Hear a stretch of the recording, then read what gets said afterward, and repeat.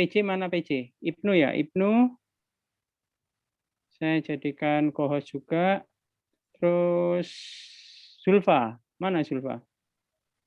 Zulfa? Iya, halo Pak. Mana? Oke, saya jadikan co-host juga. Oke, PJ, kemudian sama Novan sudah saya jadikan PJ, demikian juga Mas Amirul.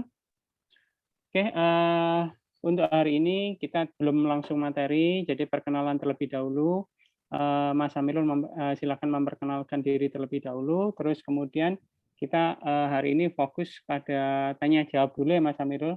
Jadi teman-teman ini merupakan dari D4 Manajemen Informatika semester 4 dari kelas A sama kelas B yang merupakan kelas gabungan. Insya Allah nanti Kamis depan kita akan terpisah ya, kelas A sendiri sama kelas B sendiri, dan sudah mulai masuk materi, yaitu minggu depan lebih ke presentasi. Nanti akan dicek sama Mas Amirul detailnya hasil dari presentasi teman-teman.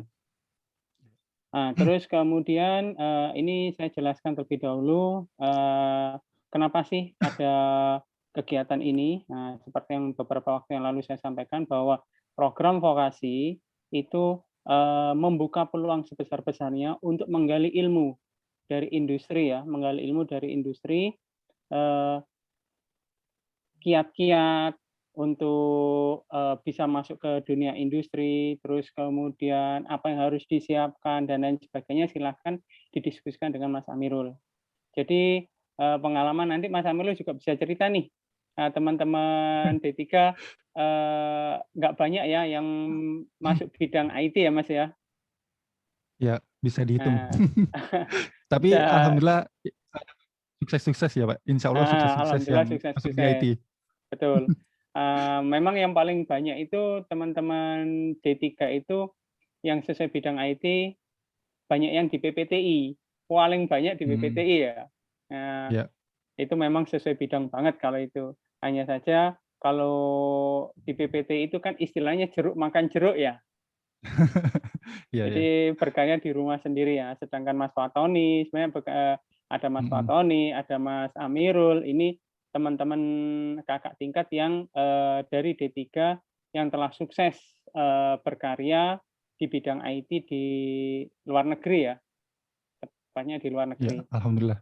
Alhamdulillah. PNS, Pak. Wah? Pegawai negeri sebelah. Oh ya.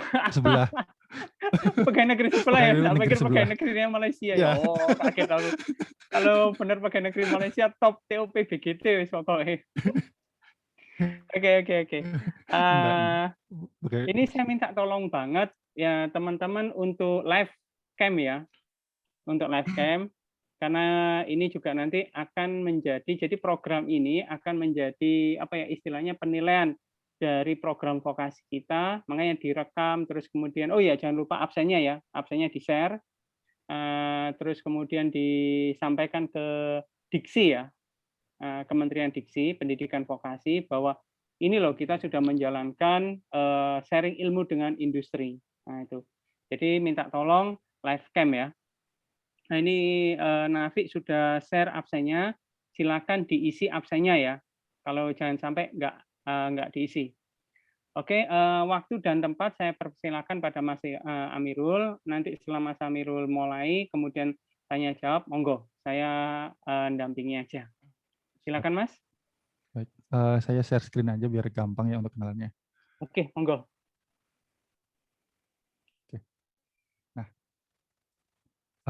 Kenalan ya.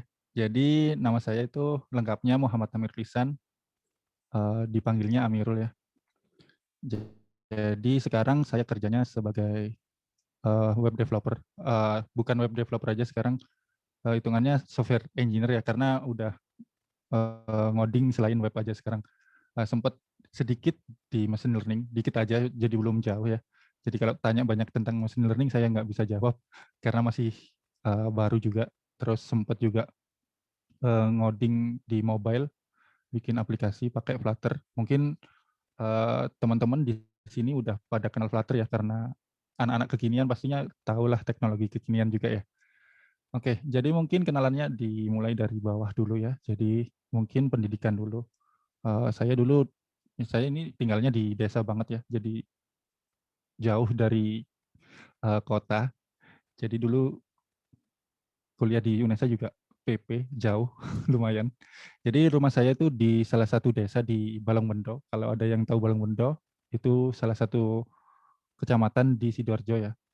Itu entah masih dianggap Sidoarjo atau enggak ya. Intinya di Sidoarjo Barat itu kayak nggak terurus gitu ya sama pemerintah gitu ya. Jadi saya tuh kayak kalau ke Sidoarjo itu jauh tapi lebih dekat ke Mojokerto kadang aneh gitu ya. Ini sebenarnya aku ikut Mojokerto atau ikut Sidoarjo gitu. Nah, itu tempat tinggal saya di Balongbendo ya. Desanya Desa Gagang Kebusari. Itu desa yang malah sangat nggak ada yang kenal. Terus sekolahnya dulu SMP-nya kebetulan di kecamatan sendiri, baru SMA-nya itu ke kecamatan sebelah ya di SMA Krian. Nah, kuliahnya di UNESA, pendidikannya terakhir ini ya. Karena ya nggak tahu ya, ini terakhir D3 di UNESA. Kalau dilihat dari tahunnya, dilihat ya, D3 kok 4 tahun. Iya, saya emang 4 tahun D3-nya telat. Jadi jangan ditiru, jangan sampai telat ya. Itu karena waktu itu emang ceritanya kayak apa ya, eh karena masuk jurusan informatika dulu pengennya itu belajar web gitu ya. Nah, pertama di semester 1 itu diajarin ngoding C++, kok gini ya, udah ngoding hasilnya hitam putih doang gitu. Itu akhirnya waktu itu demotivated gitu loh. Maksudnya akhirnya kehilangan motivasi untuk ngejar nilai dan lain. Kayak praktek pun sering nggak ikut waktu itu. Jadi jangan ditiru kayak gitu ya. Kayaknya di sini anaknya baik-baik ya, jadi nggak kayak saya mungkin. Jadi itu yang bikin telat waktu itu, karena awal-awal kuliahnya kacau dan IP itu masih 2 waktu itu, karena ya itu satu nggak niat karena itu tadi, kemudian ya emang belum ngerti tentang coding ya. Jadi bisa dibilang saya tuh sebenarnya telat untuk bisa coding waktu itu. Jadi kalau bisa dirunut IP semesternya itu mulai dari 2,5, 2,6, 2,7 baru naik ke 3, itu baru naik 3. Jadi semester 4 baru dapat IP 3 kalau nggak salah. Jadi itu apa ya, proses yang lama gitu loh untuk belajar bisa ngoding itu.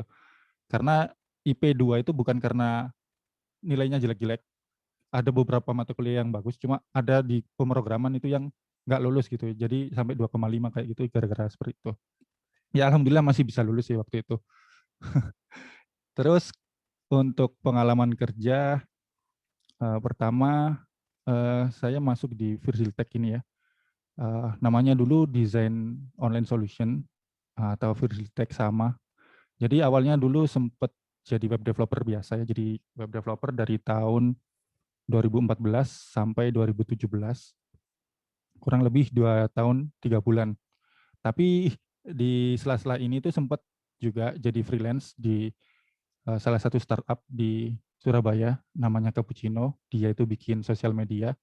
Mungkin ada yang sempat tahu atau nggak pernah tahu sama sekali, wajar karena belum sempat gede udah bubar gitu ya. Saya cuma 7 bulan di sini. Jadi itu freelance, kerjanya juga dari rumah, ketemunya hari Selasa sama Jumat kalau nggak salah waktu itu. Terus eh, masih setelah keluar dari Cappuccino atau bubarnya Cappuccino, saya lanjut freelance. Ini kebetulan diajakin teman-teman komunitas. Tepatnya waktu itu Aryangga ya. Kalau Aryangga kalau nggak salah itu dari Fatoni. Nah, Mas Fatoni ini juga salah satu lulusan D3 MI UNESA juga ya.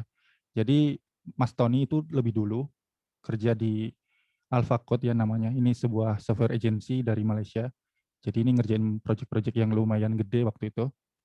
Saya cuma freelance dan cuma 4 bulan di sini. Kalau Mas Tony udah lama ya waktu itu. Dan kemudian yang kerjaan utama ini masih lanjut ya. Jadi emang nyabang-nyabang kerjanya. Tapi ini sepengetahuan bos ya. Waktu itu bosnya udah tahu kok kalau saya freelance di sini atau part time di sini gitu, udah tahu. Saya juga cerita ke bosnya kalau saya part time ke sana. Dan di Februari 2017 setelah jadi web developer selama 2 tahun lebih ini, diangkat jadi developer manager. Jadi role-nya ya walaupun tetap ngoding ya, tapi lebih banyak ke manage timnya. Jadi manage tim developer untuk ngarahin gimana sih project ini harus dikerjakan, terus timeline-nya gimana, bagi-bagi tugas lah intinya ya. Terus tanggung jawabnya ke project manager. Kalau developernya ada molor, ya paling yang kena ngomel ya saya gitu ya. Intinya kerjaannya ini lebih banyak perang sama project manager. Kalau sama developer, karena developer adalah temen ya, maksudnya sama-sama pernah jadi developer, waktu diangkat jadi developer manager ini mau marah-marahin temen juga nggak enak gitu, jadi kayak sungkan gitu. Ya akhirnya saya lebih banyak defend ke developer, tapi ini ya, ketika project manager ya paling akhirnya ini saling ini biasanya ya eyel-eyelan, ya gimana timeline-nya kurang gitu dan lain-lain. Ininya dramanya di pekerjaan gitulah, pokoknya nggak mau disalahin gitu biasanya. Terus sempat kemarin setelah resign dari ini Virgil Tech sama AlphaCode ini udah 2017 total saya nggak pernah kerja sama orang sama sekali, maksudnya udah lepas dari perusahaan, nggak terikat sama perusahaan ya, dan nggak pernah terima project freelance waktu itu. Saya fokus di kawan coding ini. Nah sebenarnya kawan coding itu berasal dari channel YouTube. Jadi kalau di sini sekarang udah kayak gini ya, maksudnya dulu itu awalnya cuma sharing di YouTube ini aja, iseng-iseng awalnya, ternyata responnya itu banyak yang seneng gitu, akhirnya keterusan bikin video tutorial terus menerus. Nah akhirnya waktu itu di 2017 akhir ini udah kepikiran, kalau aku punya gaji terus seperti ini, kayaknya kawan coding nggak bakal maju deh gitu. Jadi waktu itu mikirnya pokoknya aku harus tertekan supaya aku bisa ngembangin kawan coding.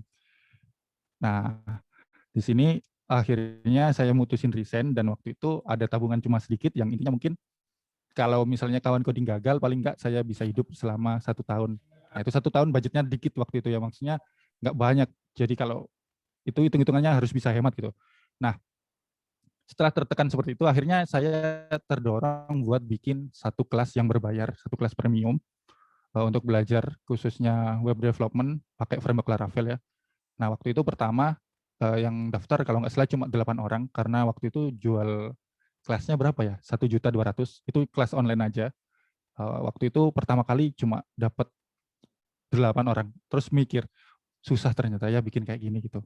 Terus tapi itu akhirnya saya jalaninnya itu pun bukan yang udah siap waktu itu ya. Jadi karena hidup itu kita nggak harus siap untuk jalan hidup ya. Kadang kita itu terpaksa menjalankan sesuatu karena ketidaksiapan gitu.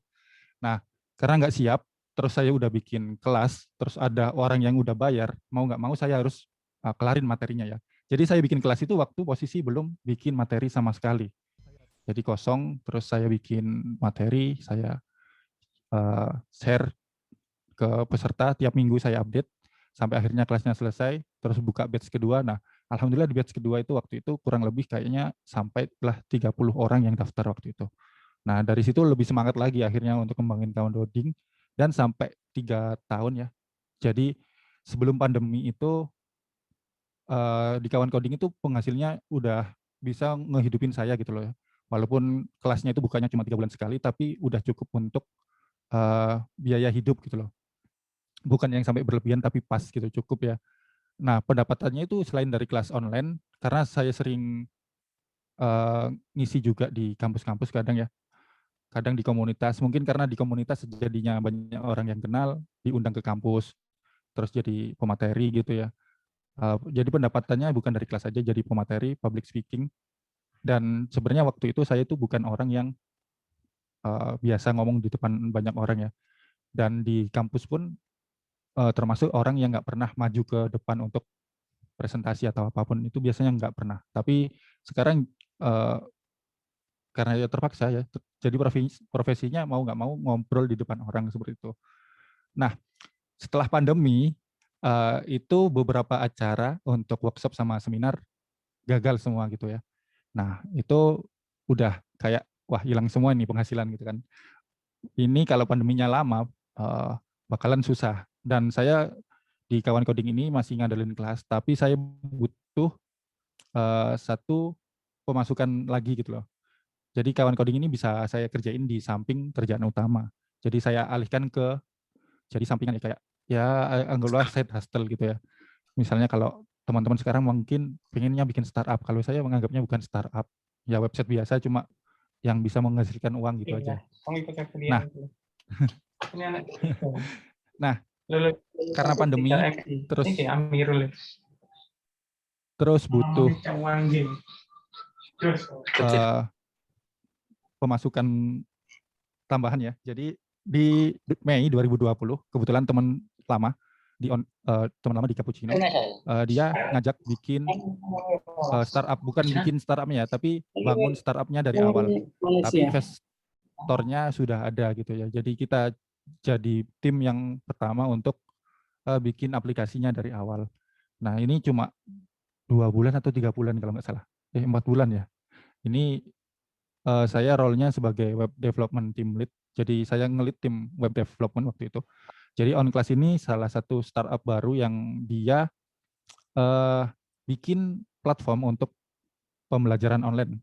Terus ada kayak absensi quiz, terus ada sosial medianya untuk sekolah. Jadi misalnya waktu orientasi itu dia pakai aplikasi itu untuk orientasinya, jadi foto untuk jadi ya untuk pengenalannya lewat sosial media yang ada di aplikasi tersebut.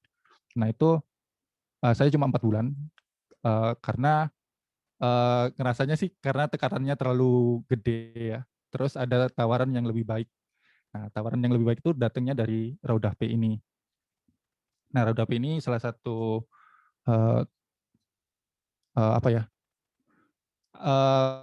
payment gateway perusahaan ya, startup juga sebenarnya di Malaysia yang bergerak di payment gateway. Kalau di Indonesia mungkin mirip Midtrans, mungkin yang ada yang tahu Midtrans itu kurang lebih seperti itu. Nah, sampai sekarang udah 8 bulan ya, mulai September 2020 kemarin. Nah, kerjanya remote dari rumah aja. Tapi rencana ada kantor di Jogja sih. Dan itu nanti ada hiring, mungkin nanti ada teman-teman yang bisa ke sana juga. Nanti saya kabarin ya, misalnya cocok dengan posisinya. Nah, di sini full time kerjanya remote. Ini timnya sebenarnya tim Indonesia. Banyak orang Indonesia yang ada di sini ya. Tim Malaysianya malah sedikit. Maksudnya tim IT untuk software development-nya itu orang Malaysianya malah lebih sedikit daripada orang Indonesia. Dan itu kejadian sebenarnya di AlphaCode juga. Jadi sebenarnya banyak orang-orang Indonesia yang malah kerja di luar negeri. Ya mungkin karena kalau ke Jakarta itu sumpek, tapi kalau di Surabaya gaji developer di Surabaya masih ini 50 gitu ya sama yang ada di pabrik-pabrik itu. Maksudnya kita ada kesempatan untuk dapat yang lebih bagus atau opportunity yang lebih bagus ya. Kenapa kita nggak ambil gitu kan? Dan kita bisa kerja dari rumah dan nggak perlu commute atau melakukan perjalanan yang jauh. Misalnya kalau saya dulu kerja di Surabaya kan berangkat dari rumah. Waktu itu memang nggak ngekos dari rumah ke Surabaya waktu itu. Ya karena waktu itu nggak cukup gajinya awal-awal ya. Jadi kalau tahu nanti ngenes gaji awal itu nggak gede gitu loh. Cuma alhamdulillah ditekunin ya tetap kecil. Nah di sela-sela itu sebenarnya saya sempat juga jadi instruktur di Hacktivate. Tapi ini untuk kelas yang ada di Surabaya ya. Kalau ada yang tahu Hacktivate mungkin terkenal karena dia adalah bootcamp yang harganya mahal itu ya. Tapi waktu yang saya ajar itu bukan yang mahal itu, tapi kelas yang kecil-kecilnya itu ya. Jadi saya ngajarin basic web development, lebih ke HTML sama JavaScript untuk basic. Jadi itu ada di Surabaya waktu itu, buka kelas di Surabaya. Jadi ini pengalamannya. Kalau pengalaman lainnya sebenarnya ada ya, lebih ke pengalaman untuk ngisi acara sih kalau yang lainnya. Jadi lebih banyak untuk ngisi acara atau event seminar atau workshop seperti itu. Nah kalau pekerjaannya ini sampai sekarang juga masih jalan untuk kawan coding ya. Walaupun udah agak berkurang juga karena ada pekerjaan utama tadi. Jadi ini agak kurang terurus juga kawan codingnya. Jadi kalau kawan coding sebenarnya banyak yang dibikin ya. Selain video juga bikin tulisan. Jadi ya alhamdulillah dari kawan coding itu sumbernya itu banyak ya. Jadi nggak cuma sempat juga cair dari YouTube, tapi itu nggak banyak. Jangan harap kalau konten edukasi bisa seperti itu. Cuma mungkin ada satu orang yang benar-benar bisa ke sana untuk konten edukasi ngasilin duit di YouTube. Cuma saya bukan orang yang berhasil di YouTube ya. Nah itu nggak banyak penghasilannya. Cuma dari sini, dari blog, dari bahkan mengelola sosmed kawan coding, saya bisa menghasilkan uang tambahan itu dari afiliasi ya. Saya jualan buku orang lain. Nah karena brandingnya kawan coding itu kan udah melekat banget sama Laravel. Nah waktu ditawarin jualan buku Laravel ini, ya alhamdulillah waktu itu rame. Pertama kali jualan di Instagram aja ya. Waktu itu cuma di Instagram, itu bisa menghasilkan bahkan mungkin waktu itu nggak sampai sebulan udah bisa dapat dari afiliasi aja udah bisa dapat dari UMR Surabaya waktu itu. Jadi tinggal pasang link aja di Instagram udah dapat segitu. Jadi banyak lah, maksudnya sebenarnya kalau kita bicara peluang, sebenarnya kalau anak IT ya peluangnya banyak ya. Jadi misalnya punya satu skill, kayak saya kan sebenarnya kalau ngoding bukan yang orang yang jago-jago banget kayak teman-teman yang lain. Mungkin Mas Fatoni itu lebih jago dari saya kalau ngoding atau yang lain. Cuma saya memanfaatkan skill saya ini, satu skill aja ini, yang ngoding ini, ya walaupun nggak jago-jago banget, saya sharing di YouTube, di blog, di apapun.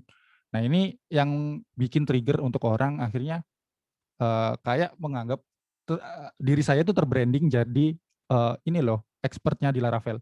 Padahal yang jauh lebih jago itu banyak gitu loh ya. Cuma mereka yang lebih jago dari saya, belum tentu mereka itu berbagi ilmunya atau share ilmunya di internet gitu loh. Jadi mungkin mereka nggak akan terlihat kalau mereka itu jago. Nah, sedangkan saya yang hitungannya nggak jago-jago banget, sering sharing ilmu saya di Facebook, di blog, di YouTube dan lain-lain. Nah, itu salah satu yang bikin trigger orang untuk ngundang jadi pemateri, terus kerjasama dan lain-lain, terus ya banyak lah. Maksudnya opportunity yang dihasilkan dari sharing ilmu, menulis blog dan lain-lain itu banyak. Jadi mungkin kalau buat teman-teman yang sekarang masih kuliah, ya bangunlah portofolionya dari sekarang ya. Jadi kalau udah lulus paling nggak udah punya portofolio yang banyak. Mungkin perkenalannya itu aja, terlalu panjang juga ya. Jadi kalau sempat dulu waktu itu di desain itu juga sempat pitching ya. Jadi ada acara startup Idea Box, waktu itu saya gundul waktu itu. Ini pitching startup yang waktu itu saya bikin sama bos di desain waktu itu.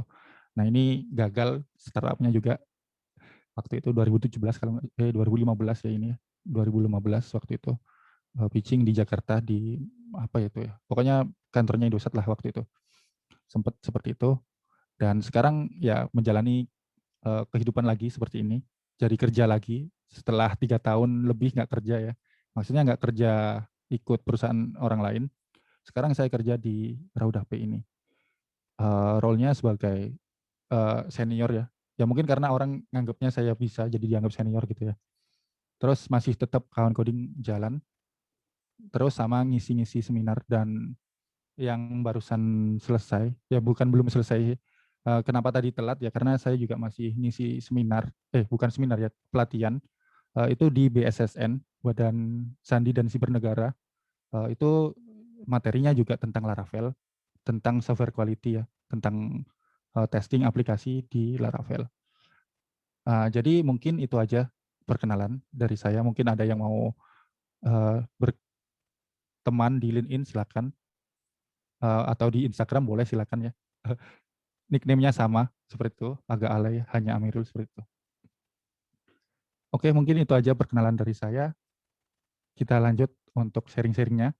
Mungkin bisa tanya atau saya yang tanya. Itu Pak Dodi.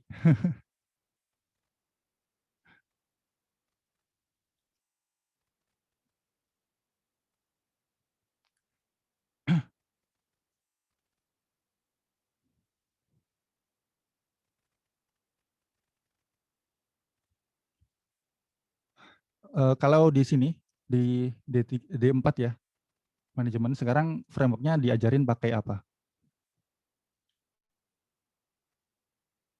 Pakai Laravel, Pak. Pakai Laravel. Jangan Pak dong kelihatan tua. Emang kelihatan tua ya? Ya. Kita selisih 9 tahun. Pakai Laravel ya? Udah sampai mana Laravelnya?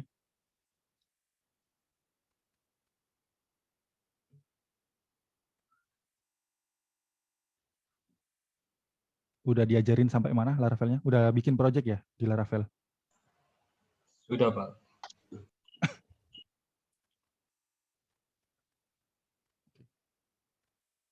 Yang ngajarin Pak Dodi sendiri ya?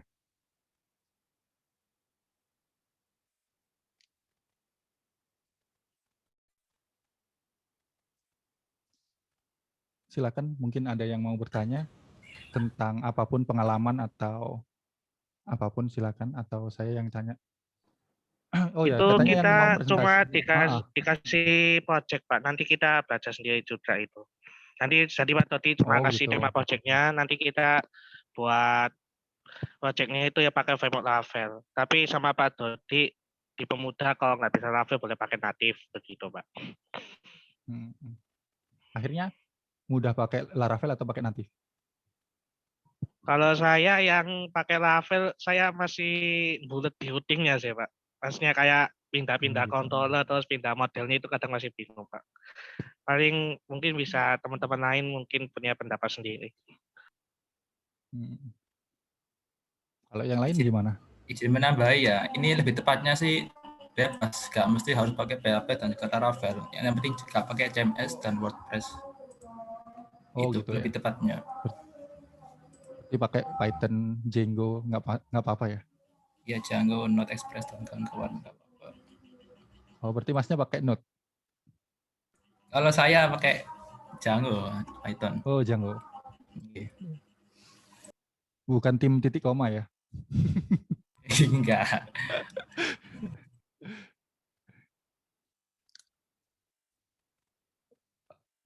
Kayaknya mungkin kalau anak-anak sekarang mungkin ini ya, ada yang udah punya startup nggak di sini? Biasanya kan kalau sekarang aku lihat mahasiswa-mahasiswa itu udah aktif bikin startup gitu. Ada yang bikin startup? Atau sudah bercita-cita, ini loh startupku gitu loh.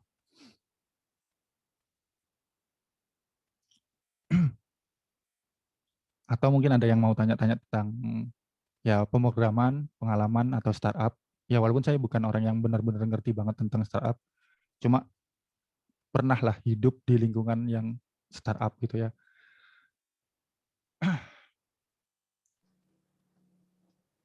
Tapi kalau tanya-tanya tentang pitching sampai cari investor, jangan ke saya ya, karena saya lebih teknis urusannya kalau di startup. Mungkin bertanya. Silakan. Pak Amirul kan sudah pengalaman kerjanya banyak. Ya. Nah, pada web itu pada pekerjaannya itu daily life-nya itu bagaimana? Banyak ngelemburnya atau ya? Tergantung perusahaan. Kalau awal-awal perusahaannya karena manajemennya kurang bagus ya. Ya bukan kurang bagus sih, karena emang tipe perusahaannya yang agency ya. Jadi agency itu kayak ya nerima project dari orang lain, terus ngerjain project dari kantor lain misalnya. Ada klien A, klien B. Nah itu yang mungkin akhirnya bikin keteteran karena kadang satu programmer itu ngerjain 2 project gitu ya. Cuma kalau perusahaannya itu lebih fokus di produk kayak Cappuccino tadi, terus on class, terus yang terakhir udah. Nah, Cappuccino itu santai, walaupun waktu itu jobnya dari saya itu rewrite kode dari awal ya, bukan tugas, sebenarnya tugasnya nerusin. Cuma waktu itu saya ini purpose ke ini ya, petingginya waktu itu. Saya bilang gini, kalau ini nerusin kayaknya butuh waktu lebih lama daripada aku tulis ulang. Kenapa waktu itu saya pengen ditulis ulang kodenya? Karena satu, banyak kode-kode yang nggak optimal di kode tersebut karena waktu itu query-nya kacau. Satu request itu bisa sampai 20 detik dan itu nggak memungkinkan kalau kita buat production-nya atau kita tampilkan ke klien atau ke user, itu kan nggak mungkin ya satu request sampai 20 detik. Ya orang udah kabur sebelum buka aplikasi kita gitu. Terus itu masih santai ya. Terus yang kedua, yang produk tapi cukup capek menurut saya ya, karena banyak lembur, karena waktu itu emang ngumpulin tim kurang dari 2 minggu untuk rilis aplikasi. Nah, waktu itu pikiranku kenapa terima job itu karena kayaknya untuk landing page sama untuk bisa daftar doang gitu. Ternyata daftarnya ini sampai integrasi ke payment gateway, sampai pembayaran, seperti itu. Jadi itu yang bikin lembur-lembur awal-awal. Cuma waktu saya keluar itu udah minim sih lemburnya. Maksudnya kayak mungkin kadang kerja sehari paling sejam 2 jam, habis itu kita santai gitu sih. Kalau kerja remote sebenarnya kita lebih ke bisa manage waktunya ya. Kalau saya sampai sekarang kalau kerja remote kebanyakan paling kerjanya 2 sampai 3 jam atau 4 jam gitu ya. Sisanya mungkin buat santai, buat belajar lagi, buat ya untuk kegiatan lain selain kerjaan. Jadi kalau di tempat saya yang sekarang ini, sistemnya itu pakai agile ya. Udah diajarin kayak agile Scrum gitu ya. Diajarin nggak di perkuliahan? Scrum atau agile development. Nah, agile itu salah satu apa ya namanya itu sistem untuk development software ya. Software developmentnya itu caranya itu dibagi kayak Scrum itu membagi tugas itu menjadi tiket-tiket kecil. Jadi misalnya ada fitur, anggaplah fitur register gitu ya. Mungkin ada tiket yang dimana dia cuma untuk kerjain tampilannya. Satu untuk bikin database-nya. Satu untuk bikin fungsionalitasnya. Jadi tiketnya itu dibagi kecil-kecil dan itu ditarget misalnya satu sprint. Kalau di Scrum itu ada yang namanya sprint ya. Nah sprint itu ada yang namanya 2 mingguan ya. Jadi tiap 2 minggu kita akan nemuin tugas-tugas baru. Jadi setiap 2 minggu kita akan dapat task atau tugas baru dari manajer atau apapun ya. Tapi itu tugasnya pun kita diskusikan bareng gitu loh. Jadi misalnya nanti ada fitur tambahan apa, terus kayak gimana, terus ini berat poinnya berapa sih untuk satu tiket ini. Jadi itu didiskusikan semua. Jadi kalau, oh ini kira-kira tiketnya agak rumit nih, nah itu nanti nilai poinnya bakalan tinggi. Jadi mereka kasih poin lebih tinggi untuk tiket itu. Jadi untuk pengerjaan selama kerja ini ya, tiap 2 minggu maksimal atau minimal kita harus ngerjain 16 poin. Nah misalnya di tiket itu, harga tiket itu poinnya 13, berarti tinggal 3 poin ya. Jadi 3 poin ini kita bisa ambil dari tiket yang lain. Jadi itu bisa kita ambil. Nah untuk yang terakhir ini hampir jarang atau nggak pernah untuk lembur seperti itu Mas. Tapi kalau yang manajemennya masih kurang bagus, terus dia itu diburu timeline dari klien, itu biasanya efeknya kebanyakan kita bakal lembur, banyak lemburnya. Kalau saya sebenarnya enggak, kalau dilihat dari portofolio tadi, enggak banyak lembur ya, karena saya bisa sempat untuk part time di tempat lain seperti itu. Jadi balik lagi tergantung perusahaan. Cuma ya kayaknya ya kalau kita bisa manage waktu, kalau coding kerjaannya itu kayaknya enggak bakalan sampai yang lembur-lembur banget, enggak kayaknya.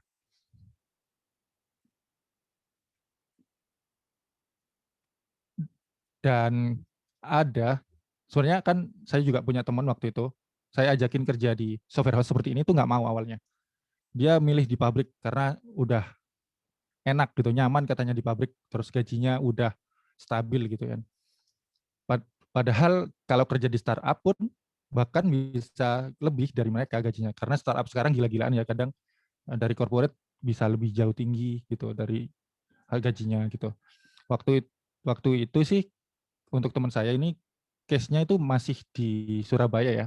Maksudnya kalau di pabrik dia itu dapatnya UMK, tapi waktu saya ajak dan kerjanya itu santai, di Surabaya itu udah ada ya kerja remote, maksudnya kantornya sebelum ada pandemi itu udah musim gitu loh, kerja remote dari rumah. Kalau sekarang kan udah populer ya WFH, kalau dulu kan belum. Tapi kalau programmer udah biasa dari zaman dulu kerja dari rumah seperti itu ya. Nah kayak gitu, teman saya akhirnya ngerasain, saya ajak di startup yang kerjanya remote, bisa kerja dari rumah, bisa kerja kapan aja, terus ya kerjanya lebih santai daripada di pabrik. Akhirnya dia bilang ke aku, nyesel aku, kok gak kebian-bian gitu. Ini orang Jawa semua ya, ngerti ya kalau saya bilang Jawa ya. Intinya dia itu menyesal karena waktu saya ajak dari dulu untuk kerja di startup, dia nolak terus karena pertimbangannya gaji. Pertama waktu itu, dia udah nyaman di pabrik. Ternyata dia akhirnya jenuh juga di pabrik karena kerjanya banyak banget. terus di startup ternyata enak gitu loh, fokus di software aja. Nah, kalau di pabrik kadang disuruh ngurusin software, disuruh ngurusin hardware, bahkan instalasi maintenance printer dan lain-lain itu dikerjakan di pabrik gitu ya. Nah, kalau di software house itu lebih fokus di coding aja. Maksudnya kalau role-nya kita adalah software developer ya kita bikin kode gitu. Tapi ya nggak harus juga kalau memang nanti jalannya nggak ke software developer ya nggak harus dipaksakan ke software developer. Karena kita nggak tahu kan maksudnya kita cocoknya kerja di mana gitu. Tapi kalau opportunity sih kalau sekarang kayaknya masih gede ya untuk software developer. Jadi kalau misalnya pengen lebih gampang cari kerja kayaknya software developer salah satu pilihannya ya. Salah satu ya. Nggak bukan satu-satunya, tapi salah satu.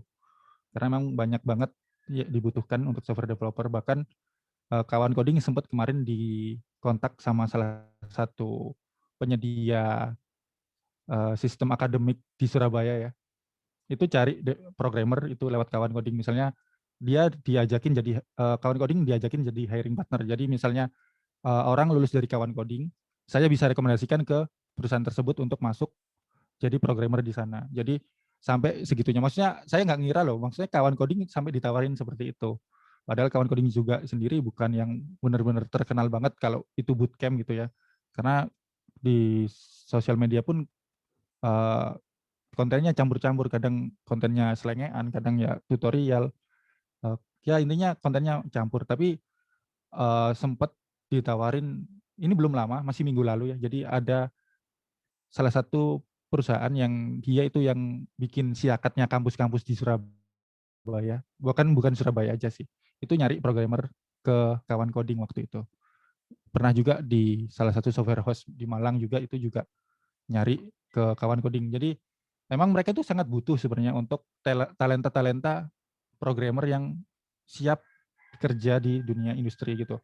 Jadi kadang itu kendala mereka karena testimoninya banyak dari fresh graduate ini yang belum siap untuk jadi programmer. Nah, kebanyakan ya, maksudnya bukan semua, tapi kebanyakan katanya seperti itu. Cuma nggak kurang juga yang fresh graduate tapi udah siap dan udah jago untuk codingnya. Mungkin seperti itu. Kalau untuk masalah lembur, balik ke perusahaannya Mas.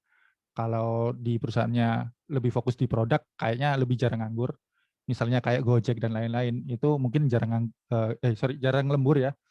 Kalau di Gojek dan lain-lain. Karena setahu saya di Bukalapak waktu itu teman saya yang kerja di sana, itu satu tim yang ngerjain misalnya satu halaman checkout itu ya. Itu yang ngerjain bisa sampai 20 orang gitu loh.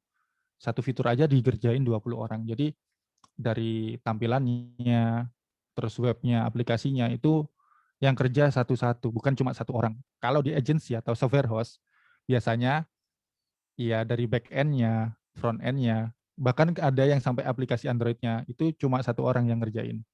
Jadi tadi balik lagi ke perusahaan yang tempat kita kerja, untuk masalah lembur atau enggaknya, seperti itu Mas. Baik Pak, terima kasih atas sharingnya. Iya, sama-sama Mas. Mungkin ada yang tanya lagi?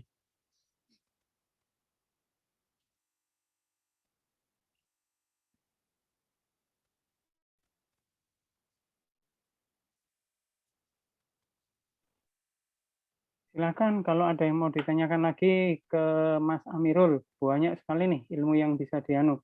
Misal nih, Mas Amirul, Iya Pak.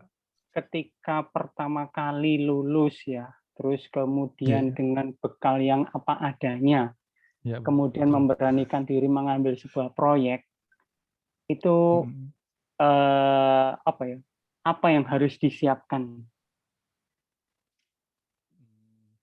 Kebetulan sih waktu itu sebenarnya kalau saya walaupun bukan yang benar-benar jago di coding ya Pak waktu itu, cuma beberapa kali bantu teman-teman untuk ini project TA-nya gitu ya. Walaupun kadang bukan kadang sih, waktu itu TA saya sendiri pun belum selesai tapi bantu-bantu orang. Nah itu mungkin satu bekalnya kayak gitu ya. Jadi udah terbiasa ngerjain project walaupun masih sekelas tugas akhir ya. Ya itu salah satu bentuk latihan juga. Nah waktu masuk ke industri sebenarnya benar-benar saya belum ngerti framework saya ya. Saya sendiri nggak tahu kalau teman-teman yang lain kayak mungkin Mas Fatoni waktu itu udah kenal Laravel kalau nggak salah. Semasa kuliah udah kenal Laravel, tapi saya belum. Nah, waktu kerja nggak tahu ya. Waktu tes pun saya udah pesimis bahwa saya diterima, tapi ternyata diterima. Dan di situ kita harus dipaksa untuk belajar framework. Nah, sebenarnya kalau untuk tadi ya, balik lagi siap nggak siap, ya kita harus siap. Maksudnya ada kesempatan ya kita ambil gitu loh. Jangan sampai kita ada opportunity, misalnya ada locker. Nah, kita karena merasa minder atau insecure ya, bahasanya zaman sekarang, nggak pede untuk ngambil project, saya belum bisa ini. Ya jangan sampai kayak gitu. Maksudnya coba aja nggak apa-apa. Kalau lulus kan, ya alhamdulillah lulus. Tinggal berikutnya kita belajar gitu loh.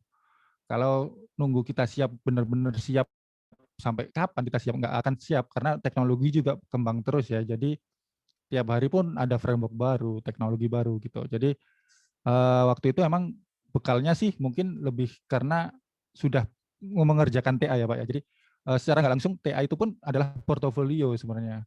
Jadi aku loh pernah ngerjain ini, terus di praktik industri pun pernah bikin aplikasi juga. Jadi paling nggak saya punya keberanian lah untuk ambil project lagi. Maksudnya kerja itu paling kerjaannya juga bikin-bikin project seperti itulah. Anggapannya positive thinking-nya seperti itu. Ternyata ya masih jauh. Maksudnya, oh ternyata ilmu saya masih jauh. Dan di situ saya banyak belajar. Jadi kadang tempat kerja itu bukan hanya tempat cari uang ya, tapi cari pengalaman, cari ilmu, itu di tempat kerja. Nah kalau emang dari kuliah udah ngerasa skillnya udah jago ya, jangan mau digaji murah kayak saya awal-awal ya. Karena waktu itu saya emang ngerasa pengen upgrade ilmu dan lain-lain. Saya terima waktu itu tawaran dengan gaji yang jauh di bawah UMR waktu itu. Nah, setelah udah ngerasa waktunya nih, saya udah punya value dan lain-lain, saya minta kenaikan gaji ke kantor waktu itu, nggak tanggung-tanggung, maksudnya udah ke langsung minta ke level gaji yang setara dengan developer-developer yang udah inilah anggapnya di sana itu udah pro gitu. Jadi saya nggak apa ya, kalau karena saya udah merasa mampu sampai level mereka, ya saya nggak apa ya, nggak takut gitu loh untuk mengajukan bahwa ya saya ini udah selevel ini loh, masa gajinya saya masih di sini. Jadi waktu itu langsung saya minta ke atasan untuk ya saya disamakan lah gajinya. Karena saya ngerasa skill saya udah sama atau bahkan bisa dibilang ada yang bisa saya lewati skillnya udah di atas mereka salah satu gitu kayak gitu. Jadi ya memang butuh proses sih. Maksudnya ya itu sih Pak, kalau saya karena emang tadi siap karena pernah ngerjain project TA itu, paling nggak itu udah menimbulkan PD. Satu, nekat sih. Intinya ya bukan nekat juga, tapi kalau nekat itu kadang nggak mikir gitu ya. Itu bukan nekat sih, maksudnya berani gitu loh untuk mengambil keputusan. Jadi ada waktu itu lokernya itu di Facebook. Jadi saya lihat postingan di Facebook ada loker, terus saya tanyain langsung yang posting, Mas ini masih buka gitu ya? Iya masih, kalau mau apply langsung aja kirim ke email. Waktu itu langsung saya kirim ke email. Karena waktu itu katanya yang punya perusahaan lagi di China dan nggak bisa buka email di sana. Maksudnya kalau nggak salah nggak bisa buka Google atau apa gitu waktu itu datanya. Jadi waktu itu diprosesnya setelah dia pulang dari Cina itu, terus di interview dan ya alhamdulillah sih keterima waktu itu. Jadi sebenarnya saya juga nggak siap. Jadi apply pekerjaan itu pun gara-gara lihat postingan di Facebook, ada loker, akhirnya apply gitu aja. Jadi daripada nganggur nggak kerja gitu ya, apply gitu. Ternyata alhamdulillah diterima waktu itu. Kayak gitu Pak. Jadi sebenarnya kalau bekalnya ya bekal cuma TA waktu itu Pak. Project yang pernah saya kerjakan waktu itu hanya TA karena waktu kuliah sebenarnya kebanyakan saya itu ini main sih waktu itu. Makanya juga telat. Oke. Saya gini nih ceritanya. Kalau teman-teman seangkatannya Mas Amirul ini, ya teman-teman semua ya, itu salah satunya jadi banyak yang jadi tim saya ketika di PPTI. Iya. Ada Mas Aan, ada Mas Rian ya, seangkatan ya. Terus kemudian di bawahnya banyak sekali. Pokoknya anak-anak PPT total itu programmer 6 itu Ya. dari D3MI, dari D3MI itu di bawah saya. Nah, ketika melihat cara kerja mereka itu, kalau saya lihat jujur aja tidak apa ya istilahnya, habis belajar ini, habis belajar ini, nggak ada seperti itu. Nggak ada. Kalau saya ngelihat teman-teman dari D3MI yang ada di PPTI. Jadi mereka itu lebih banyak otodidak. Terus kemudian mereka, misal nih, saya punya kendala untuk membuat login user. Nah, mereka nggak ada yang ngajari.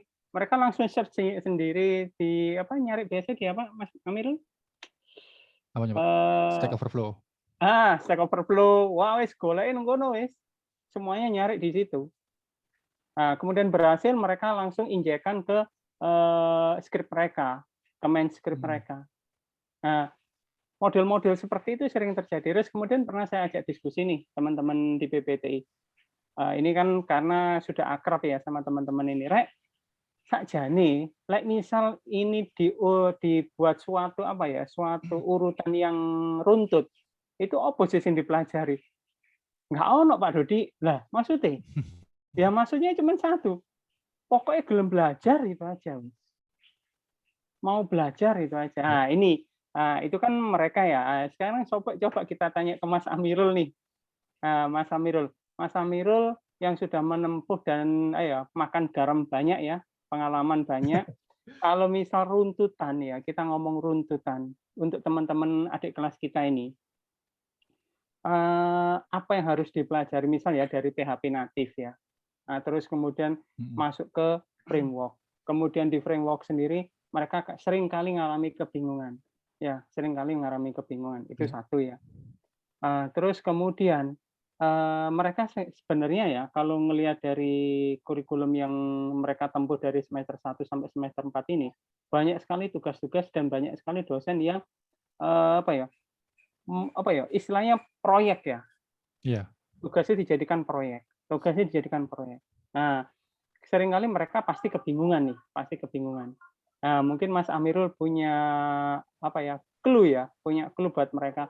Step-stepnya ini loh. Nah, monggo Mas Amirul. Iya. Kalau saya sendiri belajarnya waktu itu ya, tadi mirip-mirip sama teman-teman yang di PPTI ya, otodidak. Waktu itu dari satu framework ke framework lain. Cuma di Laravel itu nemu banyak kesulitan banget. Nah, itu akhirnya saya rollback ya. Maksudnya belajarnya tuh belajar ulang lagi dari PHP native. Bener-bener dari PHP native awal. Kemudian masuk ke OOP. Nah, dari OOP ini akhirnya saya belajar banyak banget di OOP. Karena waktu mungkin saya kuliahnya yang kurang ya. Atau emang penerapan OOP-nya agak beda ya di Java sama di PHP. Emang sama sebenarnya, konsepnya sama, cuma dalam kode itu kan ada yang beda ya. Jadi waktu itu benar-benar saya setelah pulang kerja itu saya bikin project kecil-kecilan. Intinya saya belajar OOP waktu itu. Gimana sih OOP ini bekerja, terus kayak inheritance, terus overriding, terus overloading, terus gimana sih, apa sih maksudnya method, apa sih maksudnya kelas, terus objek itu apa. Itu saya belajar OOP banget waktu itu, benar-benar fokus di OOP, nggak tahu sebulan atau 2 bulan waktu itu ya. Jadi benar-benar emang matengin di OOP. Nah, ketika Laravel lagi, oh ternyata maksudnya ini ya. Oh ini. Maksudnya ketika kita sudah punya OOP, ilmu OOP, karena framework Laravel itu kan pakai OOP. Nah, akhirnya ketika ketemu error di OOP di Laravel, paling nggak tahu, oh ini ya maksudnya salahnya itu di sini. Jadi seperti itu. Tapi waktu belajar Laravel pertama, saya benar-benar kesusahan sebenarnya untuk, oh ini ya, maksudnya errornya ini kenapa sih? Terus cari di internet nggak tahu. Terus akhirnya ya itu saya rollback lagi belajarnya ke PHP sama OOP tadi. Terus kemudian kalau yang penting paling ya database ya. Untuk desain database-nya itu gimana. Terus kalau bisa ngikutin konvensi dari framework ya supaya lebih gampang kerjanya. Walaupun sebenarnya kita nggak perlu ngikutin juga bisa, tapi kalau kita ikut konvensi bakalan lebih mudah kerjanya. Intinya sih kalau saya lebih ke best practice ya. Jadi best practice itu sebenarnya tiap orang beda-beda, cuma di PHP atau di lingkungan ekosistemnya Laravel itu ada yang namanya best practice-nya sendiri ya. Mungkin di PHP ada yang namanya standard recommendation ya. Itu untuk penulisannya, terus kemudian untuk banyak fitur ya. Jadi kalau diomongin juga nggak bakalan cukup waktunya. Jadi banyak fitur yang benar-benar saya baru tahu ketika belajar OOP dan belajar PHP itu mulai dari awal lagi. Karena PHP yang saya pelajari waktu itu ya PHP sekedar ya halaman terus submit dan lain-lain. Nah, ternyata kita itu banyak loh yang belum saya pelajari waktu itu, kayak ada dependency management pakai Composer. Itu saya belum ngerti waktu itu. Terus auto load class itu saya juga belum ngerti waktu itu. Karena waktu itu framework CI nggak ada seperti itu. Terus ada namespace di CI belum ada waktu itu. Baru CI 4 kemarin yang rilis Februari tahun lalu itu baru ada namespace di CI. Itu parah sih framework-nya. Walaupun waktu awal-awal kerja saya juga pakai CI. Nah, itu kayak telat aja sih CI. Akhirnya saya waktu itu pindah ke Laravel dan akhirnya nyaman dengan Laravel ya, karena ya banyak kemudahan yang ditemukan di Laravel seperti itu.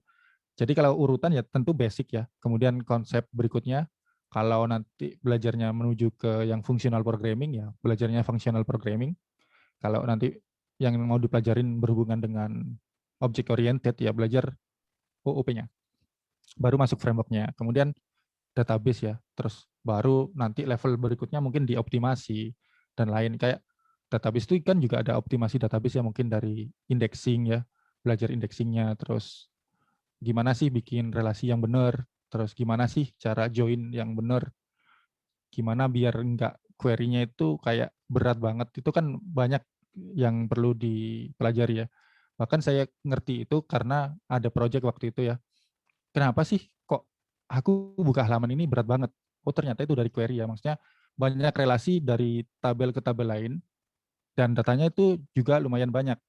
Nah, ketika itu aku nemu masalah seperti itu ya, satu cari di Google belajarnya ya. Terus apa ya? Tanya senior waktu itu di kantor, kasih solusi. Oh, itu coba diatasin dengan ini ya. Kayak tadi diajarin tentang indexing. Waktu awal ngerjain project itu nggak tahu indexing database itu kayak gimana sih. Jadi sebenarnya kalau kita bisa, kalau dari saya ya, bisa dibilang belajar itu ada yang runtut sesuai roadmap-nya ya, kayak PHP, kemudian OOP, baru framework, itu bisa. Ada bisa yang nyempal gitu ya. Jadi tiba-tiba ketemu kasus, oh butuh gini, ya kita belajar langsung seperti itu. Jadi karena ada sesuatu yang kita pelajari dari project gitu ya. Jadi kenapa waktu itu saya bisa belajar cepat ya, karena saya kerja di kantor, saya waktu itu di software house ya, pegang project yang ganti-ganti dan macam-macam jenis project. Akhirnya saya juga belajar bagaimana sih bikin database-nya. Terus waktu itu pas dapat handle project yang datanya cukup gede, terkendala di waktu memuat halamannya itu ya. Itu time out, ternyata gara-gara query database, dan itu bisa diselesaikan hanya dengan menambahkan indexing pada database. Jadi kayak ya kalau belajar kalau sesuai roadmap silakan ya. Tapi kalau ada project nanti pasti nemu case baru. Maksudnya kita tetap ada di track yang sama di roadmap itu. Tapi ketika ada case di project itu, nah kita bisa agak belok sedikit, terus balik lagi ke tracknya lagi. Jadi kita tetap belajarnya terus lurus gitu ya. Jadi ternyata di jalan itu misalnya anggaplah kita pakai perjalanan ya, roadmap belajar itu anggaplah perjalanan, misalnya saya ke Surabaya gitu ya. Terus ternyata sebelum sampai Surabaya itu saya belok ke masjid gitu kan. Nah, anggaplah di masjid itu saya sholat. Ini terus balik lagi ke perjalanan itu kayak ada sesuatu tambahan gitu ya. Kalau misalnya anggaplah kayak energi tambahan, atau kalau anggaplah kalau belajar di project itu ya kayak gitu. Kita niatnya lurus saja ngerjain project, ternyata ada kendala di jalan atau apapun. Ada kendala di sini nih. Terus kita akhirnya belok dulu. Kita nggak bisa lurus kan, maksudnya kita harus googling dulu deh. Solusinya gimana sih kalau ketemu masalah seperti ini. Kemudian balik lagi, kita ngerjain project-nya lagi. Nah, jadi kalau saya sih untuk programmer lebih enak kalau belajar itu pakai project ya. Jadi kalau kita cuma belajar teori aja terus nggak ngerjain project, kayaknya bakalan lebih lama kita bisanya ya untuk pemrograman loh ya. Kalau yang lain mungkin kayak kalau yang ilmu hafalan ya bisa aja kayak baca doang gitu kan, teori aja itu nggak masalah. Tapi kalau untuk pemrograman kayaknya lebih baik project dan implementasi di project nyata seperti itu sih. Kalau saya seperti itu, Pak. Makanya kenapa anak PPTI akhirnya banyak belajar ya karena mungkin dari project PPTI juga banyak kasus-kasus yang bisa diselesaikan gitu sih, Pak.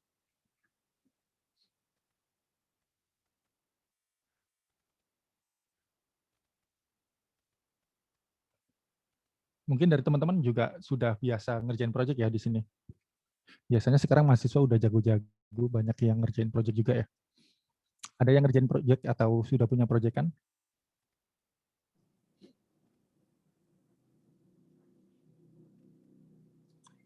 Pada nggak mau ngaku ini kayaknya.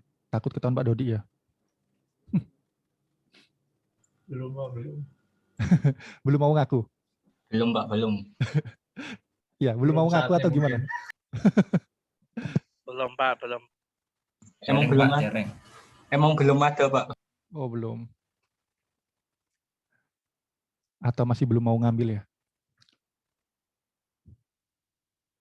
Atau masih sibuk nge-game? Oke, Pak. Saya dulu juga waktu kuliah terlalu banyak nge-game.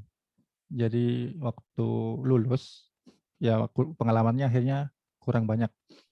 Nah, kalau untuk mempersiapkan ya, selain secara teknis, kalau pekerjaan itu ya baiknya kita punya kenalan. Nah, gimana sih kita punya kenalan orang yang bisa ngasih kita kerjaan? Sekarang sih gampang ya, apalagi sekarang pandemi, banyak komunitas yang eventnya itu online. Cuma akhirnya nggak intens ya kenalnya. Nah, saya sebenarnya banyak kerjaan itu juga dari komunitas waktu itu ya. Jadi waktu itu ada komunitas yang namanya Surabaya Dev waktu itu ya. Dan itu pendirinya juga salah satu lulusan D3MI tadi, Mas Fatoni, itu pendirinya Surabaya Dev, walaupun bukan orang Surabaya ya. Pendirinya Surabaya Dev.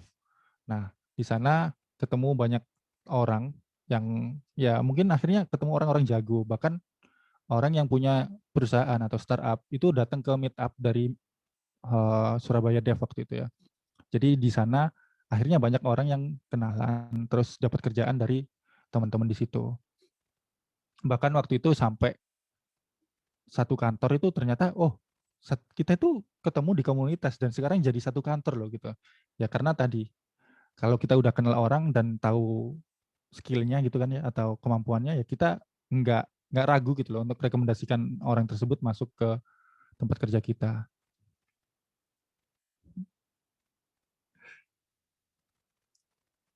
Jadi kayak sekarang mungkin yang saya bisa kasih sarannya sih masuk ke komunitas lah ya, jadi bergaul di komunitas yang dimana banyak orang-orang yang sudah kerja atau software developer yang sudah kerja di salah satu tempat atau udah jadi senior mungkin yang bisa ngajakin kalian masuk ke perusahaan mereka kayak gitu. Jadi kayak gitu sih. Jadi kadang kita bahkan sebagai software developer nggak perlu apply pekerjaan pun kadang pekerjaan yang datang karena direkomendasi sama teman-teman gitu sih kayak gitu. Biasanya kayak gitu karena selama saya berkarir di dunia software developer itu ya, kalau nggak salah awal itu sama yang 3 kali, sisanya itu kebanyakan saya direkomendasi teman terus langsung kerja gitu aja, tanpa interview ya waktu itu ya. Jadi tanpa interview langsung kerja gitu aja, maksudnya kok enak ya nggak pakai interview langsung kerja gitu. Jadi itu efek karena kenalan juga, karena rekomendasi dari teman, itu bisa kayak gitu. Ya Nggak itu. pingin ntar ya. Nggak usah apply langsung. Betul betul. Mas Amir. Oh, ini tadi ada yang raise hand ini siapa? Nafita ya yang nanya. Mau nanya? Enggak, Pak. Tadi udah dijawab. Untuk mencari kenalan itu bagaimana, Pak? Oke. Nah, ini Benar, Pak. salah satu event yang bisa kita manfaatkan ya. Jadi kuliah online ini kemudian ketemu sama pengajar dari industri, Mas Amirul. Nah, ini event yang paling bagus ketika Anda apa ya istilahnya ingin punya kenalan banyak, salah satunya dengan ikut kawan coding, Surabaya Dev, dan lain sebagainya. Tinggal bagaimana Anda memperbanyak portofolio. Misal nih, berani nggak kalian yang semester 4 ya, yang semester 4 kemarin kan, yang lagi proses ini kan saya kasih tugas tuh ya, bikin aplikasi tuh. Nah, sekarang saya nanya, setelah semester 4, semester 5, berani nggak kalian mengajukan diri ke prodi lain untuk ngerjakan skripsinya? Ayo Mas Amirul, kasih cerita gimana pertama kali ngerjakan skripsi dari teman-teman yang lain, dari prodi lain. Pastinya kan beda ya, ngerjakan aplikasi berbasis skripsi dengan berbasis project ya. Karena kalau yang saya tahu memang selama ini kalau project harus berdasarkan timeline dan timelinenya itu fix ya. Day by day-nya itu udah fix. Nah, kalau tugas akhir gimana? Ini bisa diceritakan ke teman-teman nih, nularkan ilmunya. Monggo. Kalau waktu itu sih lebih ke teman sendiri sih Pak waktu itu ya. Kalau TA sih waktu itu kebetulan ya TA-nya nggak terlalu susah gitu loh. Maksudnya ya kita bisa lah. Maksudnya kita udah apa yang sudah dipelajari di kampus itu paling nggak bisa kita terapin. Sekelas TA biasanya masih bisa lah di-handle. Cuma ya dengan timeline yang cukup panjang gitu ya. Maksudnya walaupun nggak semua TA itu gampang atau nggak sederhana gitu ya. Cuma kalau dengan timeline yang diberikan dengan TA itu, maksudnya tugas akhir itu biasanya bisa kita kerjakan lah. Dan waktu itu ada beberapa proyek yang akhirnya selesai bahkan nggak sampai 1 bulan gitu ya.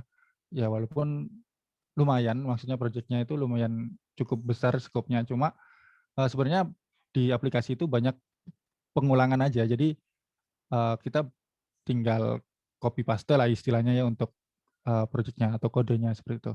Jadi kalau menurut saya kalau misalnya ada teman yang minta bantu, bantu aja gitu loh. Jadi jangan mikir duitnya dulu lah. Maksudnya waktu itu bahkan tugas-tugas kayak tugas harian akhirnya kayak apa ya? Ketika saya udah ngerti coding dan saya seneng coding, akhirnya yang dulunya saya nggak suka ngerjain tugas itu, maksudnya saya biasanya ngandelin temen untuk ngerjain tugas. Akhirnya saya pengen ngerjain sendiri dan mungkin itu titik baliknya ya ketika waktu itu saya akhirnya benar-benar bisa mendalami dan senang sama programming waktu itu. Ya karena ketika itu akhirnya saya benar-benar bisa menikmati untuk nulis kode gitu. Jadi ketika kita sudah sering ngerjain kode atau nulis kode, nah itu akhirnya kita menemukan apa ya, enaknya itu di situ loh.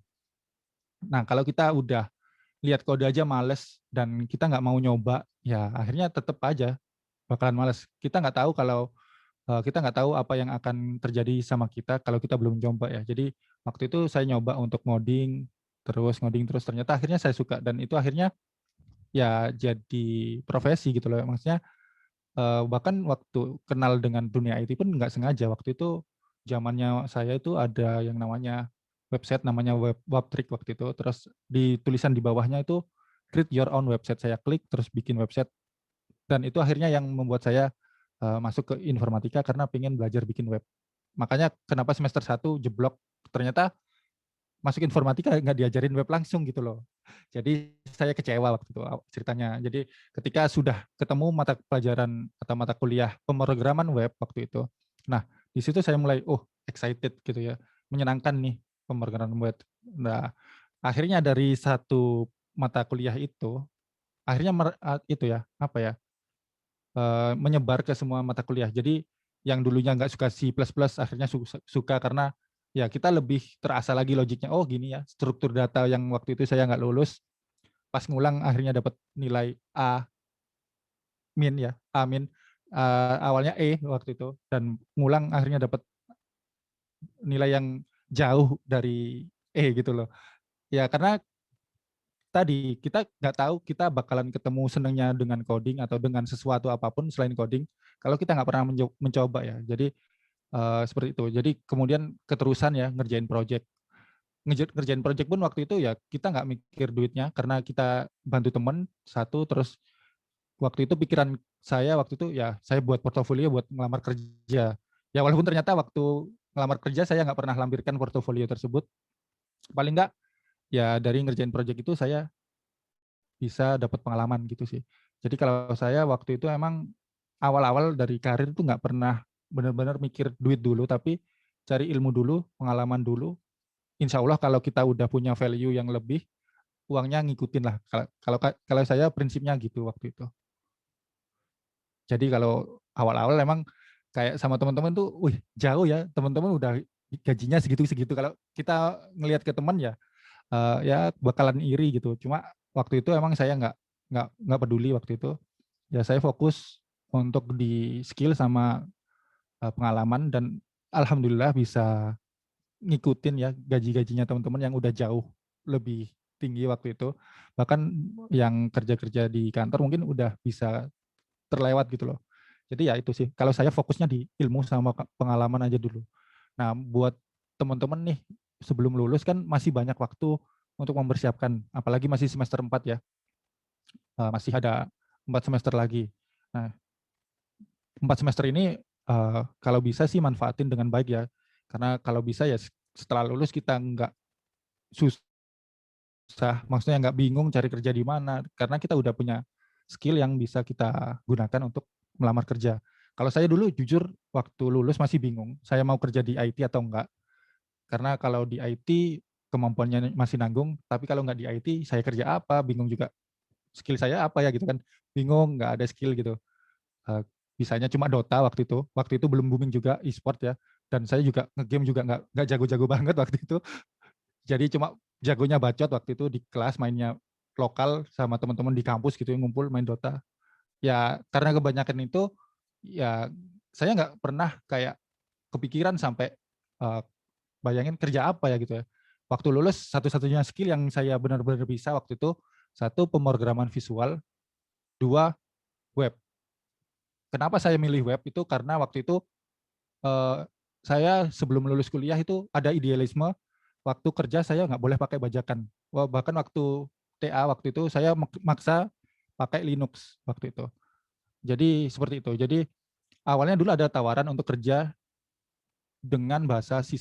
Nah waktu itu saya tanya dari kantor disediain nggak text editornya. Waktu itu Visual Studio Code belum ada yang community edition yang free ya, masih yang berbayar, nggak tahu editornya waktu itu 5 juta. Nah, mau kerja aja bayar 5 juta untuk text editornya, belum Windows-nya. Akhirnya dari situ, karena saya nggak punya duit buat beli Windows, buat beli text editor, saya memutuskan pilih ke jalur web, di mana banyak software open source yang bisa digunakan untuk ngoding PHP ya. Operating sistemnya pakai Linux waktu itu, terus codingnya banyak text editor yang gratis.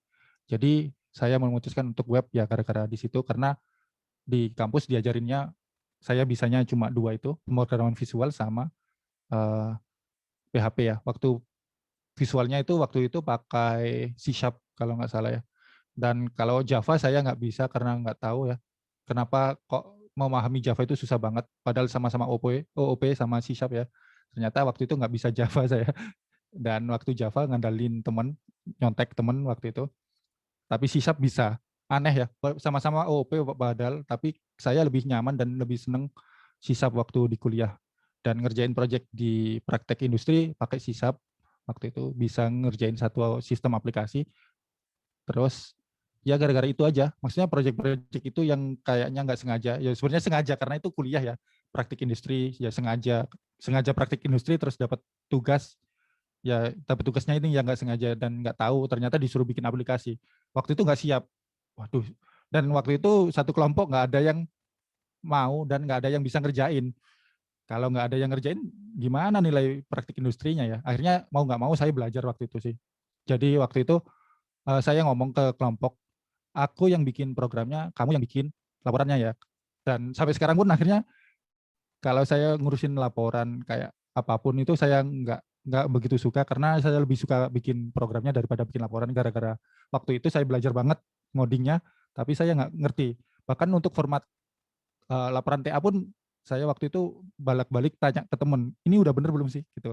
Jadi kayak urusan dokumentasi dan lain-lain, saya kurang begitu suka, jadi lebih suka untuk prakteknya. Jadi ya gara-gara kuliah juga sebenarnya untuk project ya.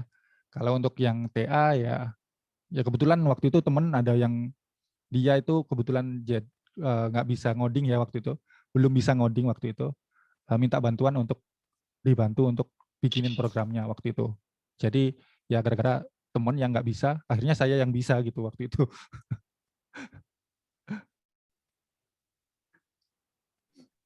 Oke, keren ya pengalamannya Mas Amirul.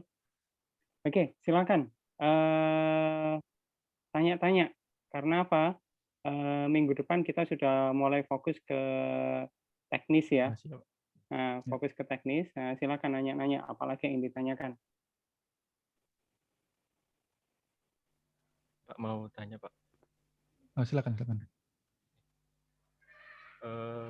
Kalau di kerja itu kan biasanya untuk memanage suatu project itu membutuhkan tim ya. Nah itu sebagai lulusan manajemen informatika itu kan harus bisa memanage suatu project. Nah itu untuk memanage suatu projectnya itu kira-kira bagaimana Pak? Biar nanti hasilnya itu bisa tepat waktu, maksimal gitu. Ya. Oke. Jadi kalau kita kerja sebenarnya tugasnya itu kan masing-masing ya. Jadi kalau kerjanya sebagai software developer, kita tinggal terima timeline biasanya dari project manager. Cuma kita punya kewenangan untuk interupsi ya. Misalnya kita ngerasa kalau ini fiturnya gede kok, timelinenya cuma segini harinya gitu. Jadi kita lebih ke bisa untuk membayangkan aja fiturnya ya. Jadi biasanya kalau di tempat kerja itu kan gini, sebelum ngerjain project pasti ada meeting ya. Jadi ada meeting untuk membahas satu aplikasi yang akan dikerjakan, terus fiturnya apa aja, terus timeline-nya berapa lama, dan itu pasti dibahas dan tiap developer itu diberi kewenangan untuk mengajukan timeline-nya sesuai keinginan kita, maksudnya sesuai hitungan kita ya. Kalau dan itu pasti ada nego sama project manager. Misalnya dari sisi project manager itu, fitur ini kok lama banget. Nah itu nanti mungkin kita diskusi lagi, cari jalan tengah. Maksudnya kita jelasin kalau apa alasan kita bahwa fitur itu bisa memakan waktu yang cukup lama. Misalnya fitur login. Kita minta untuk bikin fitur login aja 3 hari gitu ya. Nah, terus project manager bingung. Kok bisa fitur login aja ngerjainnya 3 hari gitu kan. Mereka nggak terima ya. Biasanya nggak terima karena klien juga pengen cepat gitu biasanya. Karena project manager itu yang akan menghadapi klien dan mengajukan timeline itu ke klien ya. Nah, project manager biasanya mau tahu alasannya kenapa sih kok developer ngerjain fitur login itu bisa selama itu. Nah, di situ kita bisa jelasin kalau kita role-nya sebagai developer ya. Nah, kita analisis fitur login ini butuh apa aja. Misalnya ada butuh forget password, terus misalnya butuh untuk verifikasi email dan lain-lain. Itu kan juga fitur yang perlu dihitung dan timeline-nya untuk pengerjaan juga harus dihitung ya. Jadi kalau misalnya login, ya login aja, tinggal login, masuk username sama password, masuk itu ya. Kalau itu sehari nggak apa-apa, Pak Project Manager gitu ya. Saya terima. Nah, sedangkan ini loginnya itu banyak gitu loh flow-nya. Misalnya dia belum verifikasi emailnya, dia harus diarahkan ke sini. Terus kita juga handle untuk user itu bisa terima verifikasi email, Pak. Misalnya verifikasi emailnya tadi udah dikirim, tapi dia udah expired. Nah, kita juga harus handle gimana sih untuk kirim link verifikasinya ulang dan dari link yang sudah ada atau data yang sudah ada. Jadi supaya dia itu nggak bentrok sama yang lain. Maksudnya ada kode yang harus unik dan lain-lain untuk verifikasi misalnya seperti itu. Jadi kita harus ngejelasin ke project manager ya. Jadi itu pun nggak bisa kita benar-benar tepat dan biasanya meleset perkiraan timeline-nya ya. Apalagi untuk yang orang belum pernah ngerjain project. Waktu itu saya dikasih pertama kali kerja, waktu dikasih aplikasi, fiturnya gini. Saya timeline-nya minta cuma seminggu misalnya. Nah, ternyata senior saya malah minta 2 minggu. Tapi saya ngeyel seminggu bisalah ini gitu, ngeyel waktu itu. Karena saya ternyata nggak tahu estimasi. Ternyata banyak ya yang harus dihandle. Ternyata dari validasinya harus seperti ini. Terus ketika sudah berhasil harus ngapain actionnya. Nah, itu yang belum kebayang dari junior developer yang belum pernah kerjain project real. Biasanya seperti itu. Jadi kita nggak tahu seluk-beluk aplikasi dan kita nggak tahu maunya klien seperti apa. Biasanya seperti itu. Dan kalau kita ngomongin UX atau user experience, waktu itu emang kerjanya di Software House nggak ada UX designer sendiri. Jadi kita juga mikirin gimana sih flow dari aplikasi ini supaya enak dipakai user. Nah, itu biasanya itu waktu itu yang awal-awal saya bikin banyak revisi. Jadi, loh kok bisa sih kamu dari form ini atau halaman ini kok menujunya ke sini. Terus ini kok inputannya begini. Nah, itu yang biasanya yang saya banyak revisi karena UX dan UI-nya waktu itu awal-awal. Jadi mungkin itu yang jadi kendala ya. Kenapa saya tadi sangat menyarankan ambil project sebelum lulus, karena kalau lulus, ya itu tadi, kalau kita udah punya pengalaman ngerjain project, paling nggak kita bisa untuk mengira-ngira lah timeline waktu yang kita butuhkan untuk mengerjakan satu aplikasi atau satu fitur, itu berapa lama. Dan itu salah satu hal yang penting ketika kita kerja ya. Jadi jangan sampai kita dipaksa lembur karena kita salah estimasi. Nah ini kan udah estimasi kamu, kok kamu nggak mau konsekuensi ya, berarti kalau 2 hari ya tetap selesaikan 2 hari. Biasanya ditekan sama project manager seperti itu, karena itu sudah melalui musyawarah dan diskusi bersama, dan kita udah menentukan timeline kita segitu, tapi ternyata kita nggak melihat sesuatu hal yang besar di balik satu fitur yang simple, yang kelihatan simple, ternyata di belakangnya itu fiturnya gede gitu. Kadang itu yang kenapa pentingnya kita mengerjakan project dan punya pengalaman mengerjakan project, karena ketika kerja ada yang namanya itu tadi ya, untuk perancangan timeline project. Jadi untuk manajemen waktu tadi kita nggak bisa langsung memprediksi dengan bagus ya, maksudnya memanage waktu kita dengan bagus ketika kerja sampai kita nggak lembur, atau kita bisa prediksi pengerjaan timeline waktu itu sesuai kemampuan kita berapa lama, itu nggak bisa karena kita belum punya pengalaman ngerjain project. Nah, kalau sudah punya pengalaman, maka hal-hal seperti itu lebih mudah dan lebih akurat ya untuk prediksi bahwa fitur ini selesai dengan berapa hari. Itu biasanya bahkan lebih mudah kalau kita sudah pernah ngerjain project. Seperti itu, Mas.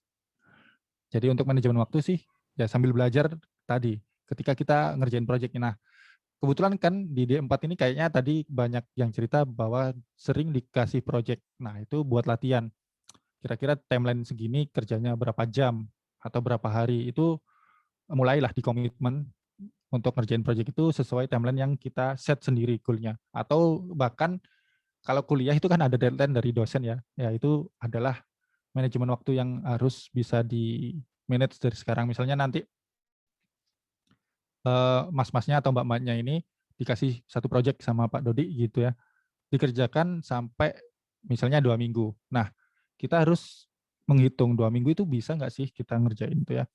Nah, misalnya nanti hari weekday-nya kuliahnya dari jam segini sampai jam segini, saya bisa komit untuk ngerjakan project itu di hari apa aja, berapa jam, dan targetnya hari itu ngerjain fitur apa aja. Jadi mulai dilatih di situ sih Mas, kalau mau untuk punya manajemen waktu yang bagus ketika kerja dan ketika menyusun timeline pekerjaan kita di dunia kerja, supaya kita nggak dibohongin sama project manager gitu ya. Atau istilahnya kalau kita jadi project manager, kita juga ngerti loh, maksudnya masalahnya developer itu di sini. Nggak boleh kita sebagai project manager karena kita nggak tahu skopnya developer ngerjain apa, ya kita kasih yang paling cepat. Ya enak kalau kliennya suka kalau aplikasi cepat jadi. Cuma developernya mati nggak kalau dikasih timeline segitu. Jadi kalaupun nanti jadi software developer, kalau dilatih di kampus sudah sering ngerjain project, paling nggak kita udah punya estimasi waktu yang lebih baik ya dengan pengerjaan project.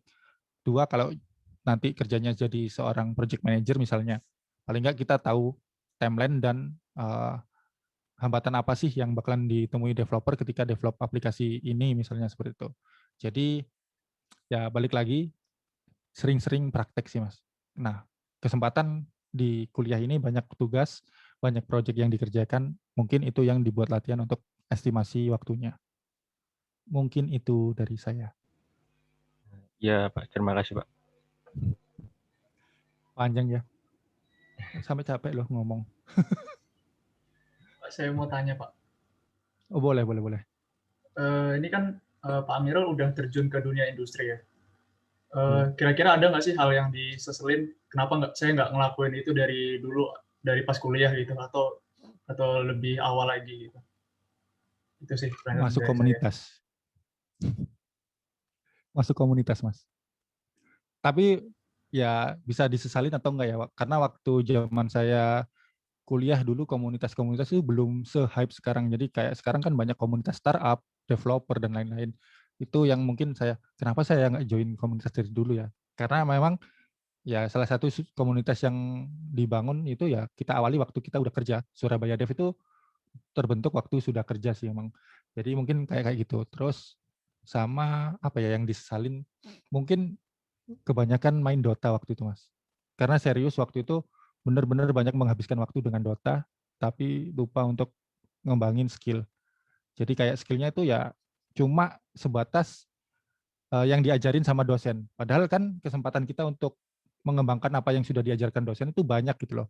Jadi kalau diajarkan dosen basicnya ini, seharusnya kita bisa step up dengan adanya Google, dengan adanya Stack Overflow, sekarang banyak komunitas diskusi di Telegram, di Discord atau apapun.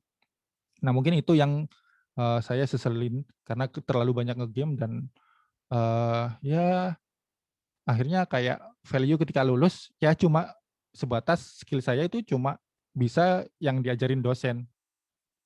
Nah sebenarnya waktu yang saya buat main game itu kan bisa saya buat kembangin skill atau apapun yang di luar game tadi ya. Maksudnya ya nggak apa-apa kalau game sekarang bisa menghasilkan dan e-sport sekarang lagi naik daun ya. Itu nggak masalah. Nah zaman saya kan nggak ada kayak gitu kan. Paling cuma ada lomba antar fakultas gitu waktu itu Dota antar fakultas. Paling cuma gitu-gitu aja.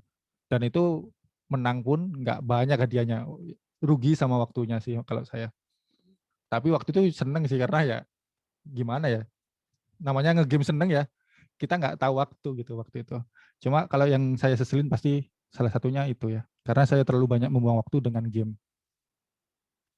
Game itu nggak masalah, bukan hal yang buruk. Tapi kalau berlebihan, ya semua hal yang berlebihan akan buruk ya. Nggak bagus gitu. Cuma game buat ngilangin stres itu nggak masalah menurut saya. Jadi saya bukan orang yang anti gamers atau apapun. Ya game itu it's okay. Cuma kalau berlebihan ya kita sayang waktunya, terus kita kadang lupa ibadah waktu itu ya, bablas sholatnya gitu-gitu dan lain-lain. Itu yang salah satu yang penyesalan saya sih. Paling banyak game kalau saya, Mas. Ada nggak sih skill yang harus diasah sebelum lulus gitu selain skill IT gitu? Komunikasi. Kenapa seperti itu ya? Ya karena akhirnya saya tahu komunikasi itu sangat penting ya. Ya tadi saya udah cerita ya, di kampus saya tuh orang yang pendiam, bukan di kampus saja, dari zaman sekolah, dari kecil sampai lulus kuliah itu, saya orang yang pendiam dan jarang ngobrol di depan orang, jarang presentasi. Kalau presentasi mungkin kadang saya yang ngerjain, teman saya yang presentasi, biasanya itu ya, trade off ya. Jadi aku mau ngerjain tapi yang presentasi kamu ya. Nanti aku jelasin, nanti kamu yang presentasi. Biasanya saya waktu itu gitu. Nah, kalau ada kesempatan presentasi, gunakan kesempatan itu untuk presentasi. Karena saya merasakan hal itu penting karena ketika di komunitas saya jadi pembicara waktu itu. Ya, jadi pembicara di komunitas itu gratis kan ya. Jadi itu yang akhirnya saya ambil. Satu, itu keringet dingin waktu itu dan saya nggak bisa ngomong. Terus disaksikan oleh developer-developer yang senior atau programmer-programmer yang senior di waktu itu. Nah itu udah kayak banyak banget pikiran yang ternyata ya ketakutan itu cuma 20 detik. Ya kita udah takut 20 detik gitu loh ya. Waktu maju takut, terus salah masih gemeter, 20 detik kemudian ya udah let it flow. Kita udah maju, kita udah presentasi, masa kita langsung turun? Kan nggak mungkin, ya kita selesaikan materi kita. Jadi mungkin ketakutan itu cuma 20 detik itu. Terus akhirnya dari situ saya setiap kali ada kesempatan diajakin sama komunitas untuk jadi pemateri, pasti saya terima. Satu, untuk exposure supaya saya kelihatan di komunitas ya. Oh, orang ini sering sharing, orang ini bisa ini loh, skillnya bisa ini. Terus dua, melatih public speaking. Nah, mungkin kalau orang yang ketemu saya sekarang mungkin nggak tahu atau nggak percaya kalau saya adalah orang yang pendiam waktu dulu dan nggak banyak kenal sama orang. Bahkan kayak kadang satu fakultas, misalnya sama kelas lain pun saya nggak kenal gitu loh. Maksudnya kelas sebelah yang sering ketemu aja saya nggak tahu yang mana sih orangnya. Itu saya nggak tahu karena saya jarang ngobrol sama orang. Nah, sewaktu lulus kuliah itu dan gabung komunitas, jadi speaker itu salah satu triggernya ya. Kemudian saya sering ngobrol sama orang, bahkan orang yang nggak kenal waktu ketemu di komunitas, di acara event apapun, saya duduk sebelah orang. Kalau bisa, bahkan kalau bisa ya, kalau di acara apapun, kalau kita datang sama teman, duduknya kalau bisa nggak sama teman ya, jadi kita punya kenalan baru seperti itu. Jadi komunikasi itu penting. Terus ya apa ya?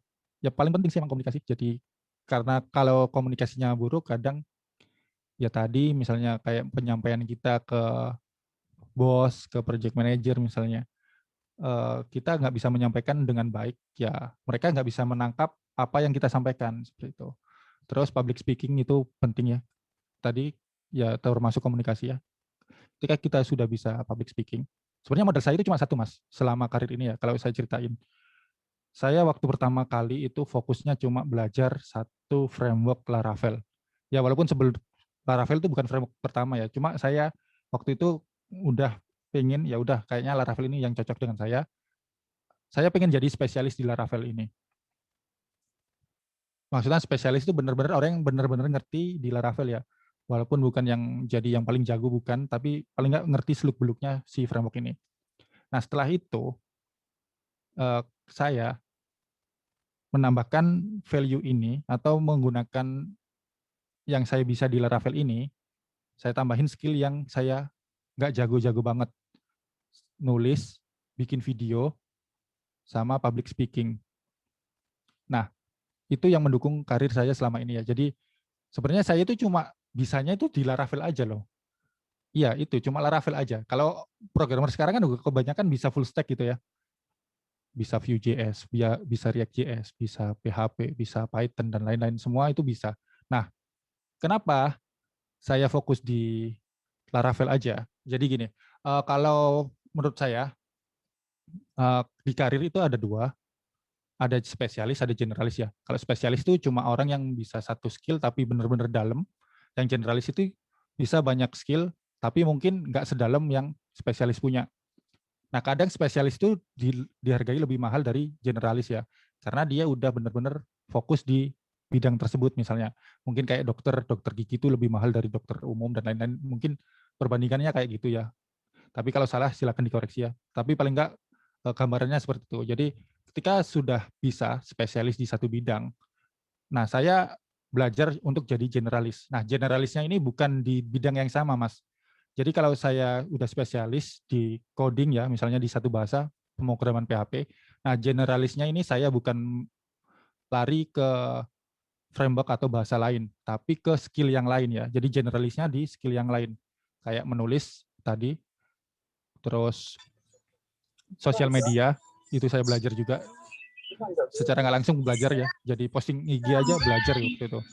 Terus public speaking, belajar di komunitas itu karena ada kesempatan gratis untuk jadi pembicara, saya nggak bayar, komunitas juga nggak harus bayar saya, jadi saya ambil kesempatan itu untuk tadi mengasah skill yang saya benar-benar nggak bisa sebenarnya. Kayak public speaking, saya benar-benar mulai dari nol, terus sering dapat kesempatan di komunitas itu, ya akhirnya satu skill yang saya bisa, yang saya anggap spesialis di Laravel, didukung dengan skill-skill ini, ya alhamdulillah bisa membawa saya sampai sini. Jadi kayak bikin video pun sampai sekarang saya bukan orang yang bisa ngedit video. Waktu bikin video pertama kali, itu saya rekam, saya upload tanpa edit waktu itu. Dan itu nggak ngerti tentang dunia audio juga ya, tentang mic.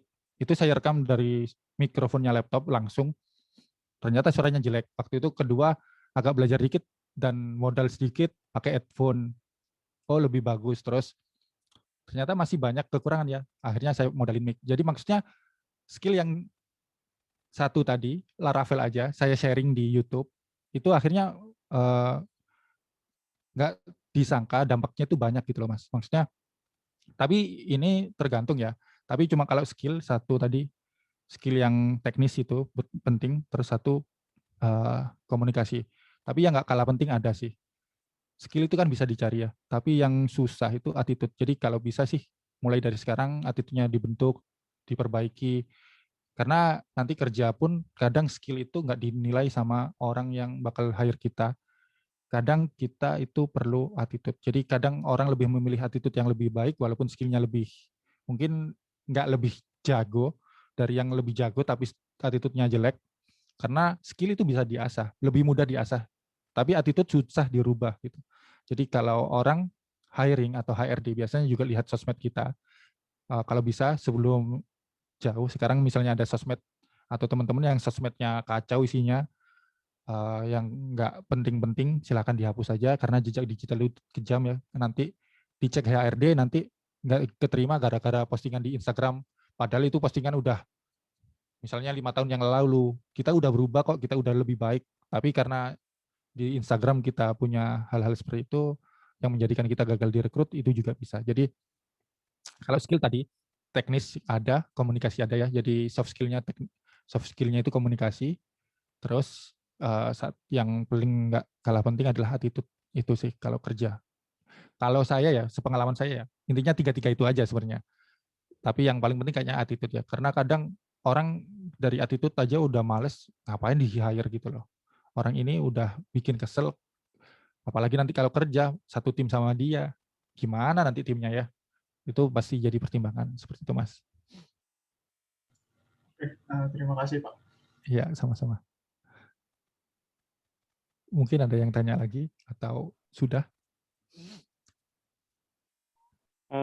Ada yang raise hand ya?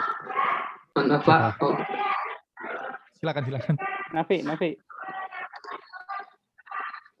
Misalkan mau bertanya Pak, misalkan untuk dalam mengerjakan proyek itu kan berkelompok ya, ada timnya. Misalkan ada salah satu timnya yang kayak tidak mengerjakan atau malas gitu, apakah pernah bertemu Pak? Dan bagaimana cara mengatasinya? Ya kebetulan waktu PI itu yang ngerjain cuma 2 orang, kelompoknya itu 5 orang. Jadi satu cewek ini ngerjain laporan, saya yang ngerjain program. Dan menurut saya nggak masalah sih. Itu pilihan mereka, nggak mau ngerjain tugas ya. Kalau saya milih ngerjain tugas karena saya pengen bisa gitu loh. Kalau mereka nggak pengen bisa ya nggak apa-apa, terserah mereka. Nggak apa-apa kalian dapat nilai dari kita, tapi kalian nggak dapat ilmu yang kita dapat gitu loh. Jadi itu perspektif ya. Jadi jangan kita dengan seperti itu kita iri. Ya walaupun sebenarnya saya ada rasa kayak kesel gitu. Enak ya, nggak ngerjain tapi dapat nilai yang sama kayak kita gitu loh.